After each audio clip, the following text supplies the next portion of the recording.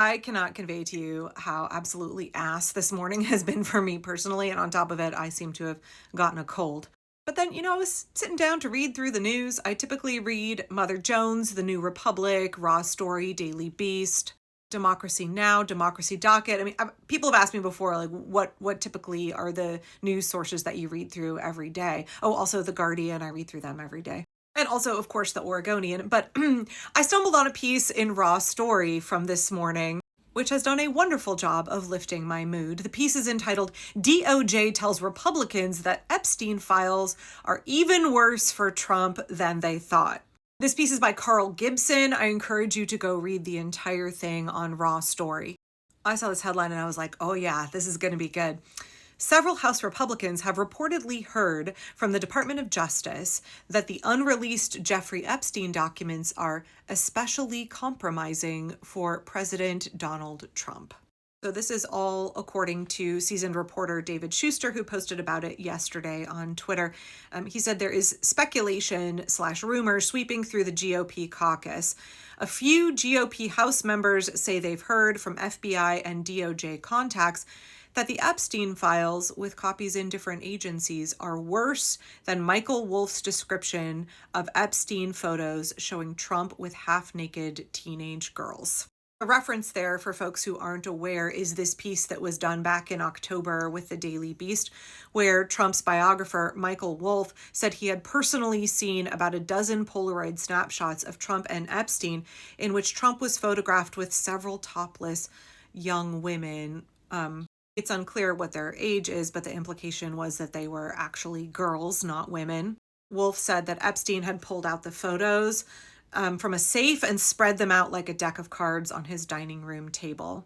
Schuster then went on to explain that Republicans were pretty spooked by Pam Bondi testifying before the Senate Judiciary Committee. She refused to answer a question from Senator Sheldon Whitehouse about whether she had personally seen those photos after the contents of Epstein's safe were confiscated, right? So Trump's biographer Wolff said that these photos of Donald Trump and Jeffrey Epstein with topless, potentially girls, were in Epstein's safe, but Pam Bondi had access to the contents of Jeffrey Epstein's safe, and then she refused to answer the senator's question about whether or not she had seen those photos. Remember, it was Pam Bondi back in May who told Donald Trump, like, hey, Daddy Donald, your name is all over the Epstein files. And then just a couple of weeks later, they told everybody, like, oh, nothing to see here, we're moving on. And Trump got really angry, and he was,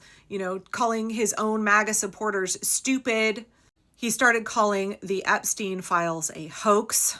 Remember, that's one of his big poker tells when he calls something a witch hunt or a hoax. Now, we know that the regime is not inclined to tell the truth, and we know that they're really interested in obfuscating, and they like to go on the attack, right? This is a very classic Trumpian thing to do. It's a little Darvo, right? Deny, attack, reverse victim and offender. Except when it comes to these Senate hearings, we've seen Pam Bondi, RFK Jr., and others try to go on the attack against senators when they, the members of the Trump regime, are under oath and are supposed to be answering questions. It's an attempt to deflect. So after Senator Whitehouse in this hearing asked Pam Bondi about these Polaroid photos that show Donald Trump with topless girls and Jeffrey Epstein, and she would not answer, she questioned him about receiving campaign donations from the LinkedIn co-founder Reid Hoffman, who is associated with Epstein. Right, so she's trying to taint Whitehouse by accusing him of having some association with Epstein or taking money from somebody who is associated with Epstein. Senator Whitehouse released a statement saying, contrary to what Attorney General Pam Bondi said multiple times on Tuesday, nobody by the name of Reid Hoffman has donated to any of my campaigns, not in 2018, not in 2024, not ever.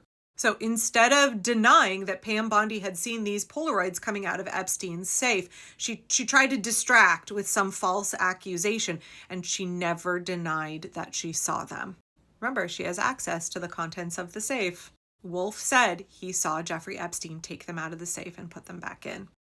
So we understand, right? Everybody understands now that Mike Johnson is refusing to seat duly elected Congresswoman Adelita Grijalva. She was elected on September 23rd, I believe. It's It's unheard of that she has not been sworn. This is unprecedented that she's not been sworn in. We know the reason that Mike Johnson is refusing to do it is because he spends all of his time slobbering on Donald Trump's knob.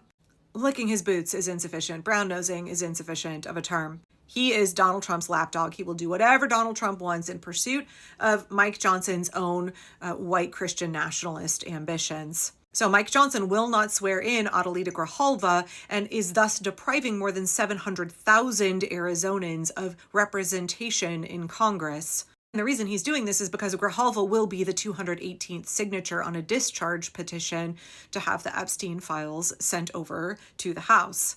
Donald Trump does not want that to happen. I mean, right, if there's nothing incriminating, why is it that Donald wouldn't want this information released? After all, don't we all want justice for the Epstein victims? I know that Trump keeps saying the Epstein hoax. You guys forget about this. Move on. And Mike Johnson is very happy to try and suppress this information as long as he possibly can, including rendering the United States Congress non-functional. He has many times over the last couple of months dismissed the House, made sure that the House was not in operation, directly as attempts to prevent the Epstein Files from being released. It's so obvious. Right, so Schuster is saying more than 100 Republicans are going to vote for this discharge petition. This is something that Ro Khanna and Thomas Massie, a Democrat and a Republican, this is a bipartisan petition, have brought forward. It only needs that one more signature from Adelita Grijalva, and it will be a bipartisan petition. And Donald Trump and Mike Johnson do not want that information released. As Hakeem Jeffries surprisingly said the other day, Republicans are now a party of pedophile protectors. They are a party that is doing their damnedest via Mike Johnson and Donald Trump to make sure that the Epstein victims do not receive justice.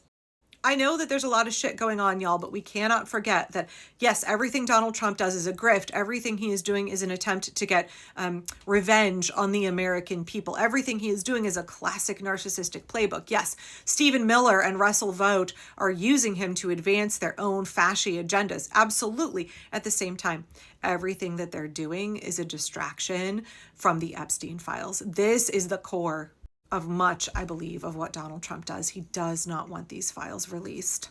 If he's got nothing to hide, why is he suppressing their release? So to read this story this morning that Republicans are flipping out because it's worse than they imagined, and they have sold out their constituents. They have betrayed democracy. They have abandoned their duty as members of Congress, all to appease Daddy Donald.